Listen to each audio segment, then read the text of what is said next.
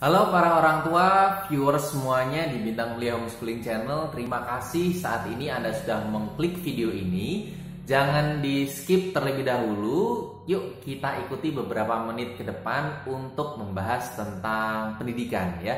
Bagi Anda semuanya yang sudah sering menyaksikan channel Bintang Mulia Homeschooling pasti tahu channel ini adalah channel yang berisikan konten-konten tentang mind blowing tentang konsep belajar, konsep tentang pendidikan yang seutuhnya pendidikan ya. Jadi tidak hanya sekedar kita datang ke sekolah, pulang, pergi, mengerjakan tugas 3 tahun, lulus, lanjut lagi kuliah, enggak. Kita kepengen membangun SDM Indonesia, generasi muda kita melalui cara-cara yang lebih kreatif ya. Cara-cara yang memang seharusnya itu dilakukan, artinya tidak terkebiri oleh sistem. Oke, hari ini saya kepengen ngomongin tentang jangan pernah melabeli anak-anak kita itu sebagai anak-anak yang nakal, males, atau anak-anak yang bandel. Karena sebetulnya malas, bandel, kemudian nakal gitu ya, itu sebetulnya adalah ekspresi sesaat dari emosi yang dirasakan oleh anak-anak kita pada saat itu. Nah, ketika saya mengatakan pada saat itu ya, nah arti kata timing pada saat itu memang bukan serta-merta pada saat itu saja, 5 menit, 7 menit saat itu bukan, tapi mungkin ini bisa bergulir hingga beberapa minggu, beberapa bulan kan gitu. Karena sebetulnya gini, yuk mari kita flashback ke belakang. Anda pernah nggak punya teman-teman sekolah yang dia itu dulu dilabel bandel, nakal, nggak rajin, kadang ada yang bolosan kan gitu. Tapi ternyata ketika mereka lulus ya, entah terlepas itu dia kuliah atau enggak, tapi ternyata saat ini sama-sama dewasa, dia juga bisa jadi orang yang sukses. Sukses ini yuk coba kita definisikan sebagai kaya, nggak selalu sih, tapi intinya kehidupannya dia itu ya adem ayem gitu ya, sejahtera, itu kita sebut sebagai sukses. Artinya dulu yang dia terlabeli negatif, ternyata itu juga nggak terbawa sampai dewasa. Makanya tadi saya mengatakan sebetulnya negatif-negatif, sifat-sifat negatif yang tadi terkeluarkan itu sebetulnya hanya emosi sesaat. Nah, saat ini mungkin rentang waktunya bisa beberapa kurun waktu, kan begitu. Nah, tugas kita adalah, kalau saya tadi mengatakan jangan dilabeli, khawatirnya anak-anak ini nanti selamanya akan terlabeli sebagai sikap yang jelek. Padahal tadi saya mengatakan timingnya ini pasti dia akan berlalu.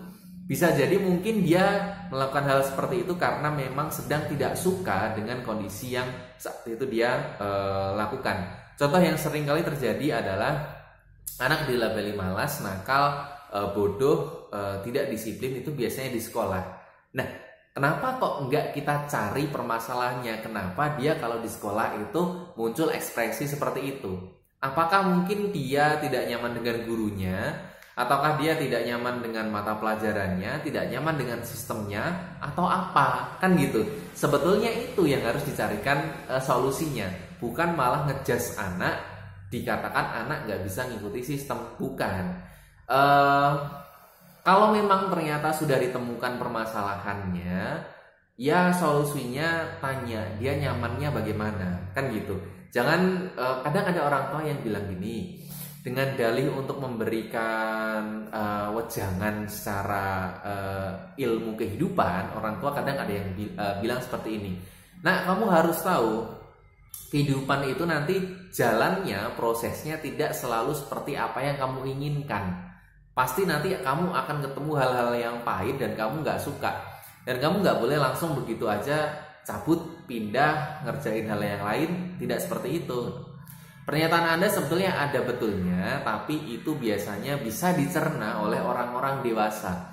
Tapi untuk anak-anak kita yang usia masih belia, SD, SMP, atau mungkin SMA gitu ya, itu mereka masih labil.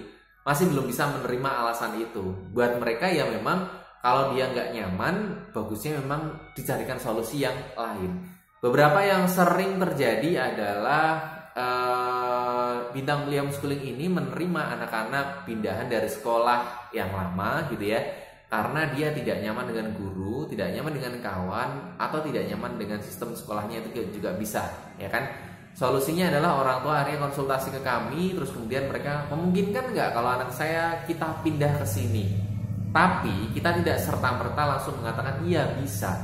Kita biasanya nanti akan ketemu dulu sama anaknya, setelah ketemu orang tua mendapatkan informasi. Kita bertemu dengan anaknya, kita ngobrol panjang lebar, ketemunya bisa sampai 2-3 kali. Kita ceritakan apa itu homeschooling, bagaimana prosesnya, dan lain sebagainya. Kalau dia memang ada ketertarikan, dia merasakan cocok, nah momen itulah yang kita sebut sebagai oke, Anda bisa pindah ke kita. Kenapa harus seperti itu? Jelas kita kepengen untuk menjadi sebuah solusi gitu ya, bukan sebagai masalah yang baru gitu loh. Karena kadang ada anak yang dipindahkan dari sekolah lain ke sekolah lainnya, tapi dia juga punya masalah yang sama di sekolah yang barunya. Jangan.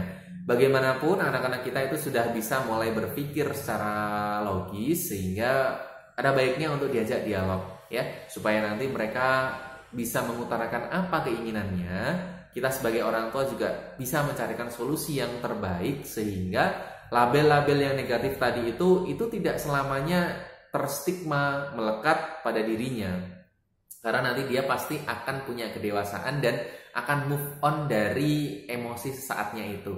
Jadi jangan heran, jangan kaget kalau tadi saya mengatakan orang-orang yang kemarin itu di stigma sebagai orang-orang yang bandel, ternyata endingnya nanti jadi orang yang lebih sukses, karena dia merasa hidup ini nanti gado-gado ya.